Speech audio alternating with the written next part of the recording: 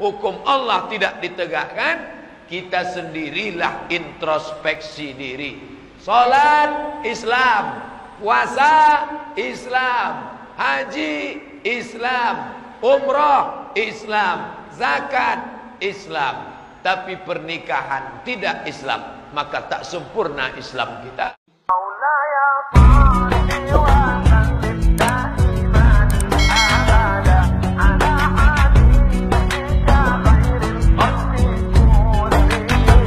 Maulaya salli wa sallim daiman abada ala habibika khairil khalqi kullihim. Maulaya salli wa sallim daiman abada ala habibika khairil khalqi kullihim. Tak 1-2 SMS masuk ke HP saya ini. Pertanyaannya Pak, apa hukum nikah setelah hamil duluan? Ini kalau dikumpulkan, inilah pertanyaan yang paling banyak. WhatsApp, message, Twitter, BBM, HP, telepon langsung. Apa hukum menikah setelah hamil? Sepakat 4 mazhab, Hanafi, Maliki, Syafi'i, Hambali, bahwa orang yang hamil kalau dinikahkan oleh Pak Kua, nikahnya sah. Hukum negara, hukum agama, nikahnya sah. Tidak ada permasalahan. Yang tidak masalah jangan dipermasalahkan. Nikahnya apa hukumnya? Nikahnya apa hukumnya? Nikahnya apa hukumnya? Sah. Lalu masalahnya di mana? Setelah anak lahir muncul 4 masalah. Apa masalahnya? Anak itu tidak boleh pakai bin bapaknya. Lalu pakai bin siapa? Bin emaknya. Malulah pakai bin emaknya. Satu-satunya yang pakai bin emak cuma satu, Isa ibnu Maryam. Yang lain mana ada? Malu pakai bin emaknya. Apa boleh buat? Begitu hukum Islam. Kalau mau nikahkan, nanti lahir anak pakai bin emaknya. Kalau tak mau gimana? Pindah ke Papua, cari kos-kosan di sana, tunggu sampai 9 bulan, setelah lahir baru balik. Ditanya tetangga, mana anak kamu? Sedang S2. Pertama, tak boleh pakai bin bapaknya. Yang kedua, kebetulan anak itu lahir laki-laki, anak hasil zina, lahir laki-laki. Setelah itu lahir adiknya perempuan, adiknya perempuan, adiknya perempuan, adiknya perempuan. Maka abang yang laki-laki hasil zina tadi tidak bisa menjadi wali bagi adik-adiknya. Kenapa tidak bisa jadi wali?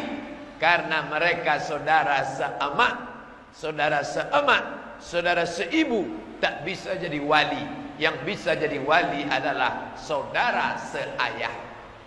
3, mati si bapak, anak tak dapat harta warisan. Kenapa? Mereka tidak ada hubungan nasab. Orang yang mendapat warisan hanya karena ada hubungan nasab. Yang tak ada hubungan nasab tidak saling mewarisi. 4, kebetulan anak hasil zina itu anak gadis, 25 tahun, dia pun tumbuh menjadi anak yang gadis cantik jelita. Dipinang anak lajang sampai masanya mau menikah, maka si bapak tak bisa mewalikan anak itu karena itu bukan anaknya. Lalu siapa walinya? Walinya adalah wali hakim. Datangi Pak Kua 25 tahun yang lalu. Pak Kua, ya, saya mau bicara dengan bapak nih 4 mata. Masalah masa lalu saya 25 tahun yang lalu. Kata Pak Kua, jangankan 4 mata, 3 pun bisa. Apa masalahnya? Saya ni tak baik Pak Kua. Saya ni orangnya tak baik Pak. Apa tak baiknya? Sekarang saya baru baik. Dulu saya ni setan. Kata Pak Kua, memang nampak saya masih ada bibit-bibitnya lagi. Jujur, maka perempuan itu yang mewalikannya adalah wali hakim. Begitu kata Nabi. Fasultan hakim waliyun man la waliyalaha, menjadi wali bagi perempuan yang tak ada walinya. Itu kan ayah dia. Rambutnya sudah diambil, darahnya sudah diambil, air liurnya diambil. Rambut, darah, air liur bawa ke Singapura. Dekat dari sini. Tes DNA. Tes. Setelah tes positif, ini anak Anda. Tunjukkan. Ini anak saya, Pak Ustaz. Siapa yang bilang itu anak kamu? Ini Lee Kuan Yew yang bilang. Tak laku, Mas Bro. Dalam Islam DNA tak laku. Lalu yang laku itu apa? Akad. Salah saya apa? Udah dijelaskan tak juga tahu dia salahnya. Apa salah saya? Mau tahu kamu apa salah kamu? Apa? Kamu mencoblos sebelum hari H. Itu salah kamu. Baru kamu tahu. Maka jagalah anak-anak gadis kita. Tak selamat kita dari azab Allah Subhanahu wa ta'ala. Selangkah lagi kita mau masuk surga. Setan menggoda, iblis mencari kawan, ditariknya kaki kita oleh anak gadis yang tak dididik, tak dapat tunjuk ajar. Datuk Tenas Effendi dari Kerajaan Melayu Pelalawan menulis buku Tunjuk Ajar Melayu. Apa maknanya? Tangan menunjuk, mulut mengajar. Kenapa tak pakai baju kurung? Kenapa tak berjilbab panjang? Kenapa tak balik petang? Kenapa keluar sama laki tak mahram? Sama siapa? Pulang jam berapa? Duit kemana saja dipakai? Perempuan mesti menunjuk ajar. Tangan menunjuk, mulut mengajar. Begitu perempuan berhenti menunjuk dan mengajar, kiamat sudah terjadi di rumah tangga. Kenapa Ustaz sebut perempuan? Karena ibulah yang paling lama mendidik anak-anak. Adapun suami mencari nafkah, pergi pagi pulang petang, peras keringat banting tulang, tunggang langgang lintang pukang. Bapak Ibu yang dimuliakan Allah Subhanahu wa ta'ala.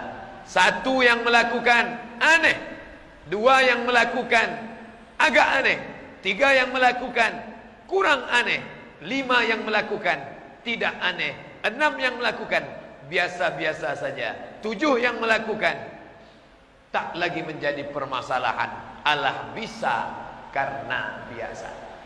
Jangan sampai kita merasa benar. Orang yang menikahkan anak telah hamil merasa benar, padahal dia tidak benar. Kalau hidup di zaman Abu Bakar Siddiq, apa yang akan dilakukan Nabi dan Abu Bakar? Azaniyatu, pezina perempuan, wazani, pezina laki-laki, fajlidu kulla wahidin minhuma mi'ata jaldah. Cambuk 100 kali cambuk. Tak ada cambuk pecut untuk memukul kuda, tak ada. Ambil batang korma, pelepah korma, pukulkan ke belakang. Tak ada pelepah korma, pelepah kelapa, pelepah sawit. Tak juga ada tiang kapal itu pukulkan ke belakang. Berapa kali? Kalau belum menikah 100 kali. Kalau sudah menikah, bini orang, laki orang, berzina juga, apa hukumannya? Asy-syaikhu wasy-syaikhatu, laki-laki yang sudah menikah, perempuan yang sudah punya suami, tetap juga berzina. Tanam setengah badan dalam tanah, lempar batu sampai mati, tak ada ampun. Kenapa ditanam setengah badan? Karena kalau tak ditanam lari dia. Maka tanam sampai sepinggang, ambil batu, lempar sampai mati. Begitu hukum Islam. Nanti kalau bapak ibu mau melaksanakan di sini, gali tanah, masukkan dia, lempar batu sampai mati. Tapi kalau Pak Kapolsek menangkap, saya tak tanggung jawab. Saya hanya menyampaikan hukum Islam. Ini negara Pancasila, tidak diterapkan hukum Islam. Orang yang berzina bukan dilempar batu, orang berzina bukan dilempar cambuk. Orang yang berzina apa hukumannya? Dinikahkan. Bapak Ibu yang dimuliakan Allah Subhanahu wa ta'ala, hukum Allah tidak ditegakkan, kita sendirilah introspeksi diri.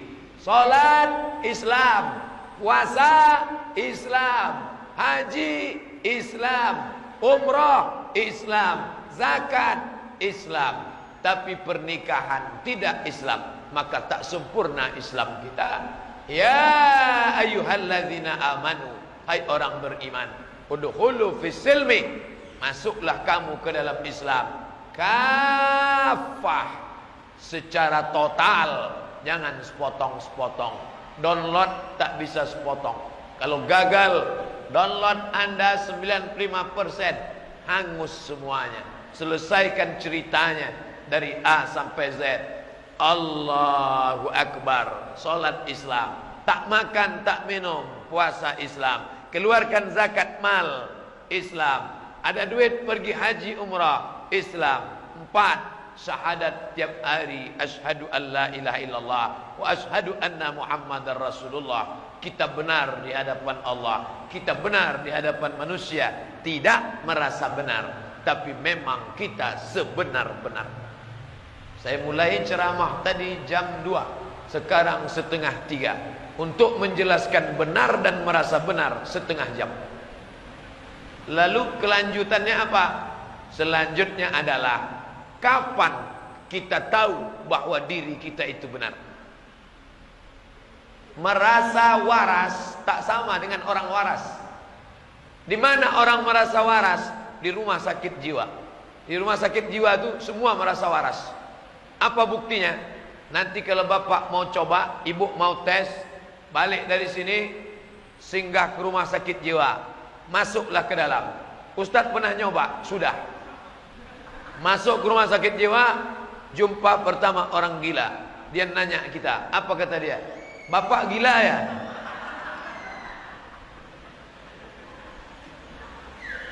Pertama kita marah, akhirnya kita sadar dia gila. Kita masuk ke dalam. Di dalamnya di Pekanbaru ada lapangan tenis. Jumpa lagi orang gila. Jumpa dia, nengok kita. Apa kata dia? Bapak gila ya? Sudah 2 orang mengatakan aku gila. Naik ke lantai 1, mau jumpa dokter, psikiater. Jumpa lagi orang gila di tangga. Apa kata dia? Bapak gila ya? Sudah 3 orang nyebut kita gila. Lama-lama kita ragu, siapa yang sebetulnya gila nih? Aku apa dia? Tengok, maka zaman sekarang saking banyaknya orang gila, orang waras itu ragu tentang kewarasannya. Yakinkanlah bahwa kita waras, sehingga 1000 orang mengatakan kita gila. Aku tidak gila. Ibu punya kucing, kucingnya cantik dari Turki, kucing Anggora namanya. Ibu ikat pakai tali, bawa ke pasar. Datang orang menengok. Apa kata orang? Cantik anjingnya ya. Kucing ini, bukan anjing. Bawa terus. Sudah mau dekat pasar, jumpa kawan. Dia tengok. Beli di mana anjingnya? Kucing ini. Masuk ke dalam tempat jual gula, jumpa kawan. Mantap anjingnya. Mulai ragu, ini anjing apa kucing? Maka tengok, pandang baik-baik. Tengok dekat, sentil telinganya. Kucing. Hari ini orang kalau tidak meyakini hakikat kebenaran, dia ragu tentang kebenaran itu. Bapak Ibu yang dimuliakan Allah, hanyut. Makanya kata Nabi, di mana letak kebenaran itu? Taraktu fikum amraini, kutinggalkan pada kamu 2 saja. Tempat berpegang 2, satu di kanan, satu di kiri. Kalau kalian pegang yang 2 ini, lan tadillu abada, kalian tak akan sesat selamanya. Apa itu? Kitabullah Al-Quran, wa sunnati, sunnah Rasulullah sallallahu alaihi wasallam. Saya pergi ke Pulau Penyengat, tertulis Gurindam 12, tertulis nyata dalam Gurindam, yang ditulis oleh Raja Ali Haji. Diurutkannya 4 pegangan dalam Islam: Quran, hadis, ijma', qiyas. Pegangan inilah sekarang yang tidak diberikan kepada anak-anak muda kita. Apa tempat mereka berpegang sekarang? Gamang, galau, tak tentu arah, tak ada tempat dia berpegang. Pegangannya apa sekarang? Musik, Pegangannya apa sekarang? TV. Pegangannya sekarang apa? Internet. Pulsa sedang banyak, dia tenang. Begitu habis dia galau. Kalau ditinggalkan harta, harta binasa. Ditinggalkan kuasa, kuasa akan sirna. Ditinggalkan nama, nama akan jatuh. Tengku, Said, Raja, binasa. Tapi ketika kau tinggalkan Quran dan Sunnah, tak lapuk karena hujan, tak lekang karena panas, tinggalkanlah itu. Berapa banyak orang-orang kaya, orang-orang besar meninggalkan tanah sejauh mata memandang, meninggalkan emas berbungkal-bungkal. Ketika hari berganti, musim berubah, dia tidak kekal, maka tinggalkanlah yang kekal. Afdalul zikri seafdal-afdal zikir, la ilaha illallah. Bapak Ibu yang dimuliakan Allah Subhanahu wa taala. Sekarang orang sedang kehilangan pegangan, kehilangan arah, sampai menjual agamanya, menjual keyakinannya, menjual akhiratnya. Dunia ini tempat persinggahan. Saya dibawa singgah sebentar ke belakang padang. Singgah, berapa lama singgahnya? Untuk apa singgahnya? Kami di sini hanya 3 saja. Datang, sholat, makan, ceramah, pulang. Misi kami di pulau ini 3 saja. Datang, makan, sholat, ceramah, pulang. Ini bukan tempat tinggal kami. Tempat tinggal kami di sana. Habis masanya kami pulang, karena maghrib nanti sudah menunggu janji. Begitu juga dengan tempat persinggahan. Alam roh, alam rahim, alam dunia, alam kubur, alam akhirat. Tak bisa kita minta lama-lama di sini. Dari mana? Alam roh. Pindah ke mana? Alam perut, alam rahim. Pindah ke mana? Alam dunia. Pindah ke mana? Alam kubur. Pindah ke mana? Alam akhirat. Lama di alam dunia, persinggahan sementara waktu petang. Petang datang, kita pun berlanjut. Apa kata pepatah orang Melayu? Mumbang jatuh, kelapa pun jatuh. Kalau tegak di bawah pokok kelapa, tengoklah ke bawah. Kelapa tua jatuh, kelapa muda jatuh, mumbang jatuh, mayang jatuh, pelepah pun jatuh. Yang kaya jangan sombong, yang miskin jangan putus asa. Kalau kau miskin, miskin itu sebentar saja, sementara malaikat maut datang. Kalau kau cacat, buta, lumpuh, pincang, stroke, jangan sakit hati, karena kau mengalaminya tak lama. Karena setelah itu kau akan mati menghadap Allah. Yang kaya pun jangan sombong, karena kau tak kekal abadi. Kurang hebat apa Qarun yang hartanya melimpah ruah, sekarang tinggal jadi danau. Saya kuliah di Mesir 4 tahun. Ada danau besar, namanya Danau Qarun. Bulan 7, bulan Juli, bulan 8, bulan Agustus, mahasiswa dibawa jalan-jalan ke Danau Qarun. Inilah danau tempat Qarun tenggelam. Orang paling kaya di dunia, kunci-kuncinya aja dipikul orang-orang tegap, bodyguard tak sanggup memikul kuncinya. Belum lagi emas hartanya, tenggelam masuk ke dalam Danau Qarun. Saking kayanya Qarun, kalau ada ibu menggali tanah di belakang rumah, di belakang padang, gali tanah, dapat periuk emas. Apa kata ibu? Periuk Qarun. Padahal tenggelamnya di Mesir, bisa pula periuknya ke belakang padang. Saking hebatnya Qarun. Harta Qarun itu pakai huruf qaf, Qarun. Tapi karena orang kita payah menyebut qaf, karun kata dia. Harta karun. Itu tak betul. Yang betul harta Qarun. Bapak Ibu yang dimuliakan Allah Subhanahu wa taala, tinggalkanlah yang bisa menyelamatkan anak-anak kita. Mungkin agak berpisah sejenak, masukkan ke pondok pesantren di Batam, Tanjung Balai Karimun, ada pesantren bagus. Atau di Pekanbaru Riau, masukkan. Langsung ke Jawa aja Pak, ke Gontor, masukkan. Itulah yang menjadi pegangan dia. Karena kita tak bisa mengontrol dia 24 jam. Biarkan, tanamkan microchip dalam kepala dia. Nah, aku tak bisa mengontrolmu. Yang mengontrolmu adalah dia. Siapa dia? La ta'khuzuhu sinatun wala naum. Tapi dengan syarat. Syaratnya apa? Kasih dia makan. Saya sebagai laki-laki ada 5 hak anak istri dalam diri saya. Kalau tak saya kasih, maka saya zalim.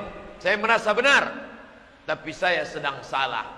Makan, pakai, tempat tinggal, pendidikan, perhatian. Makan, kasih dia makan. Makan pagi, makan siang, makan malam. Pakai, kasih dia pakai. Baju koko, baju batik. Tempat tinggal, sediakan dia rumah. Belum sanggup buat rumah, kontrak. Nanti sampai masanya ada duit buat rumah. Makan, pakai, tempat tinggal. Pendidikan, masukkan dia ke sekolah agama. Dulu orang-orang Melayu belajar agama di Pulau Penyengat, makam Habib As-Saqqaf, As-Segaf, itu dari Yaman langsung. Anak-anak raja di Pulau Penyengat langsung belajar ke ulama dari Yaman. Ulama keturunan Nabi dari Yaman. Makamnya ada di komplek makam Sultan. Inilah makam Habib As-Segaf, ulama dari Yaman yang mengajar agama Islam. Quran, hadis, fikih, tajwid, bahasa Arab, balaghah, ma'ani, mantik, bayan, usul fikih, qawaidul fikih, ulumul hadis, mustalah hadis, hadis tahlili, hadis maudhu'i, tafsir, ulumul Quran, arud qawafi. Pelajaran-pelajaran agama. Sekarang pelajaran agama yang 20 ini dipres menjadi 5. Quran, hadis, fikih, bahasa Arab, sejarah Islam. Itu pun kalau SDIT, SMPIT, SMAIT. Kalau hanya mengharapkan impres, instruksi presiden, SMP negeri, SMA negeri, STM, SMK negeri, hanya pelajaran satu, pelajaran agama Islam. Sebodoh-bodoh orang Melayu, tidak ada orang Melayu buta huruf Al-Quran. Kenapa? Karena dia bisa membaca perukunan Melayu. Perukunan Melayu yang nulis orang Melayu pakai huruf Arab Melayu. Orang Melayu tak ada huruf Latin. A, B, C, D, E, F, G datang setelah Belanda datang. Dulu bagaimana nenek moyang kita belajar? Pakai huruf Arab Melayu. Sekarang Arab Melayu digantikan huruf Latin. Apa efeknya? Luar biasa. Segoblok-goblok orang Melayu, takkan dia tak pandai baca Quran, karena dia baca huruf Arab Melayu. Setelah Arab Melayu tercampak, sekarang tinggal huruf Latin.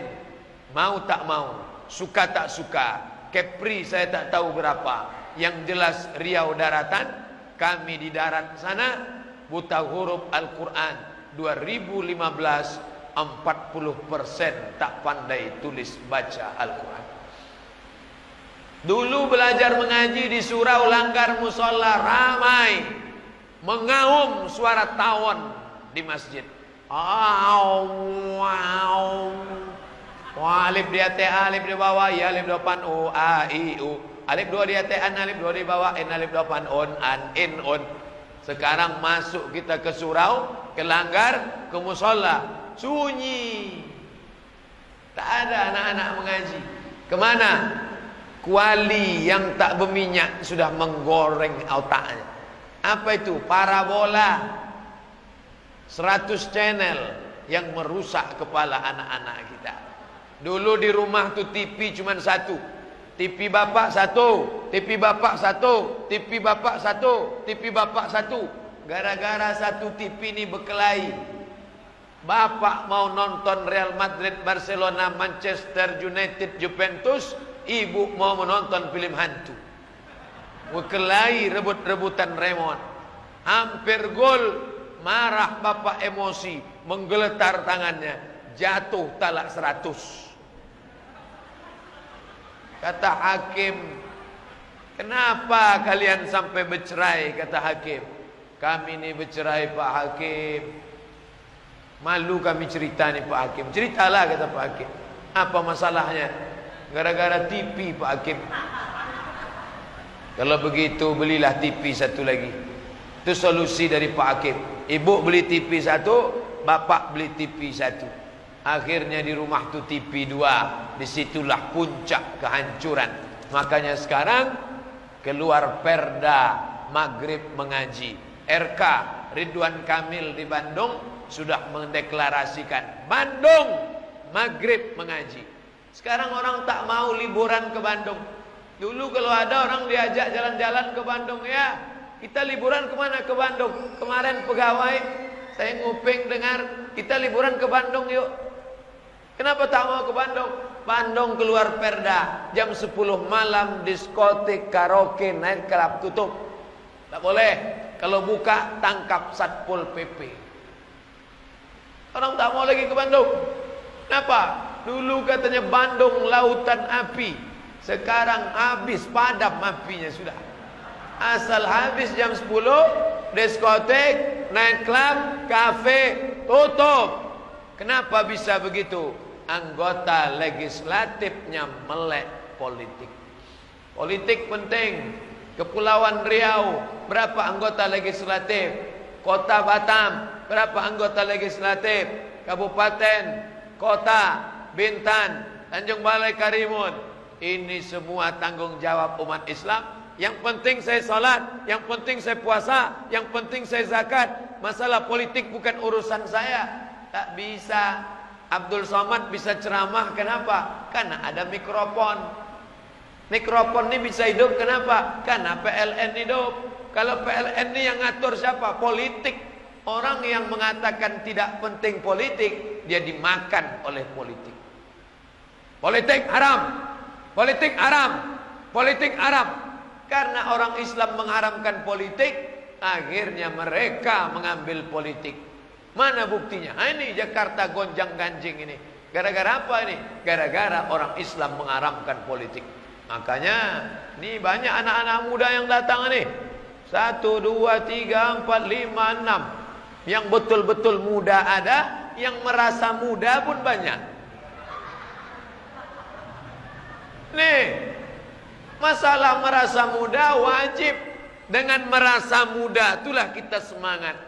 Makanya sahabat Nabi dulu yang tua-tua ikut perang dicat rambutnya hitam. Boleh mencat rambut hitam untuk perang. Rambut putih sudah semua dicat hitam. Supaya apa? Musuh nengok dari jauh. Jangan macam-macam dengan tentara Muhammad. Kenapa? Rambutnya hitam semua tuh. Tengok. Padahal atuk-atuk yang mencat rambutnya hitam. Yang penting semangatnya muda. Umur boleh tua, semangat muda. Casing 70, signal 17.